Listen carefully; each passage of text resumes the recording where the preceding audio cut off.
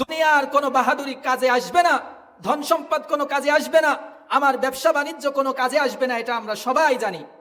কিন্তু তারপরেও নিজের খেয়াল খুশি মতো আমার জীবন পরিচালনা করি, ওয়াতামান্না আলাল্লাহ, আর মনে মনে আকাঙ্ক্ষা করি, আশা করি আল্লাহ তাআলা আমাকে মাফ করে দিবেন। জোরে বলুন না নাউযুবিল্লাহ। মনে করেন সারা বছর আপনি চাউল কিনে খাবেন না, তো শুধুমাত্র কোনোদিন ধান রোপণ করেন নাই, অথবা ধান রোপণ করলেও সেগুলোর আগাছা পরিষ্কার করেন না, ঠিক মতো সেচ দেন না, যত্ন করেন না, বাড়ি বসে থেকে মনে মনে ভাবেন আমি ফসল কাটার সময় হলে ফসল কেটে নিয়ে আসবো, এটা কি সম্ভব?